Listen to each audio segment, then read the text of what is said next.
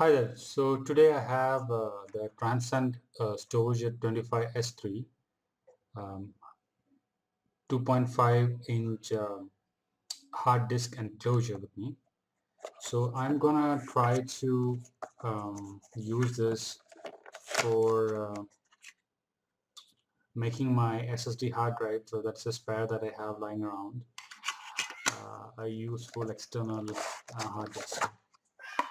So here, this one I got from Amazon for about 950 rupees or so.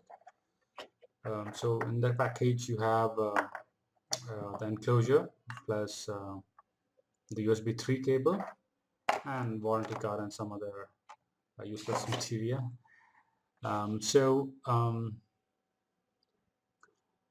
This is a USB 3 drive and also supports SSD. So I don't know why others couldn't support SSD, but maybe there is some optimization for supporting the high speed that SSD offers. I don't know for sure, but in any case, it does support SSDs.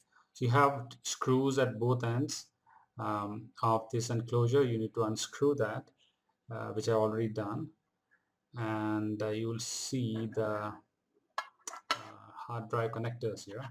So take your hard drive and carefully just plug this in, just like that.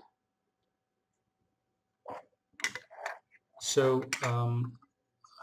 I took out both ends. It's not necessary to take out both ends, but I did. And I'm gonna place it back in and screw it up. So one thing I noticed is that there's a large gap um, between the panels that is left empty when you put in the hard drive. So what I've noticed is if you place the enclosure upside down, that is gonna see that is gonna pull down the hard drive um, towards gravity, and I suspect that it will create some amount of force or exert some amount of force on the PCB, causing some damage in the long run. So I was surprised that there was not enough padding given. Quite disappointed. But on the other side, if I look at the uh, back panel cover, it has got some padding, so I'm wondering if that would support the hard drive from falling or tilting when you keep it in the wrong side, in the wrong manner, or upside down, however you want to call it. So I'm suspecting that, yeah, it does seem to hold the hard drive in place luckily. So hopefully it won't become loose and make the hard drive tilt inside the enclosure, which would be very bad. That's an expensive SSD hard drive that I've got there. So I'm putting the screws back in. I'll make sure that it's tight so that the hard drive stays in place.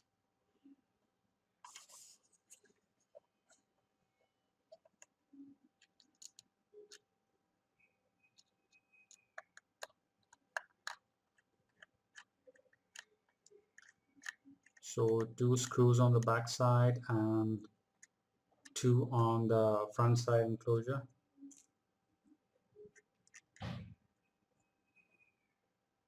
There are several other models, not so familiar brands that are available that do provide tool-free designs. But then I chose Transcend because I was dealing with an SSD and I didn't want to take any risk with regards to the speed that I get. Otherwise, if I don't get the proper speed, buying an SSD is a complete waste of money. So I bought Transcend so as to not take any risk. But if you're going or if you're looking to use this enclosure for normal hard drives, I think by all means you can go with any other local brands which cost about half the price of the Transcend device. So I'm going to connect this to my system and see um, if it detects and what speed is. Okay, so here I have connected the hard drive. Here you can see detected the Storejet Transcend device photo. So if I open, I can see here an SSD partition.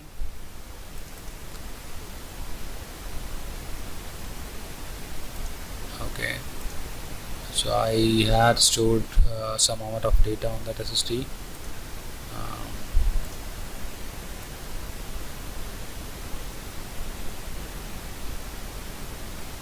Okay, my SSD drive had 2 partitions, so now I can see that when it's connected using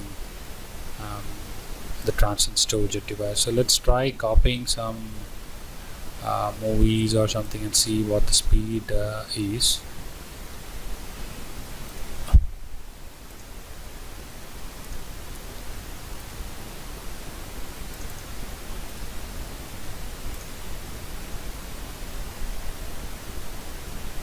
Okay, the speed is around 90 MB per second.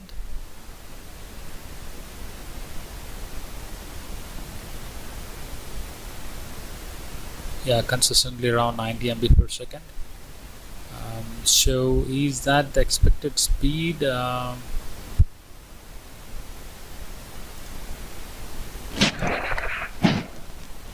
So I was a bit concerned about the copy performance. So it was around 90 MB when I first tried.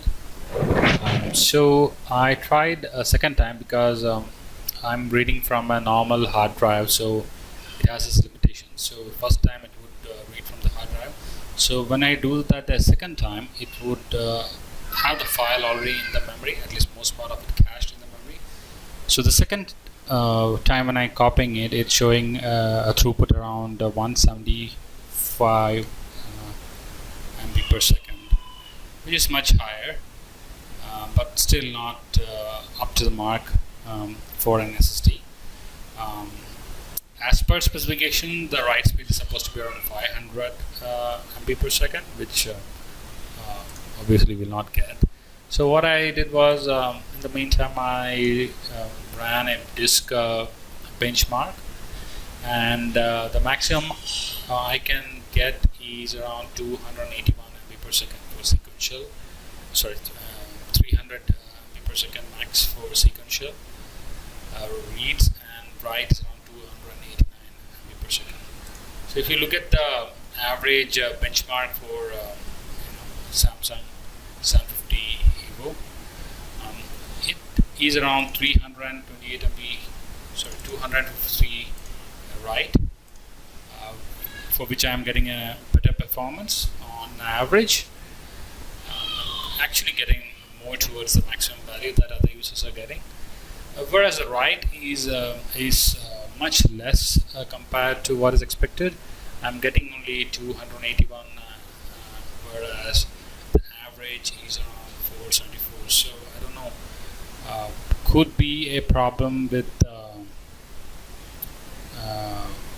connecting it via USB. I cannot say for sure, but I have had experience with Samsung SSDs before, so I don't see a lot of reason to doubt the SSD at this point. Maybe something to do with connecting it via USB, which is not the optimal interface for SSDs. So if I connect it directly to a laptop, I should probably get close to what that advertised speed is. But overall, kind of okay for external hard drive. So yeah, that's about it. So if you go for unbranded drive, you may not even get this. I'm not sure. So I wanted to be safe at this area. That's why I ordered Transcend Storejet. So even then, it's not the best performance that we can get, but that's all I have got, and I have to live with it. All right, see you in the next video.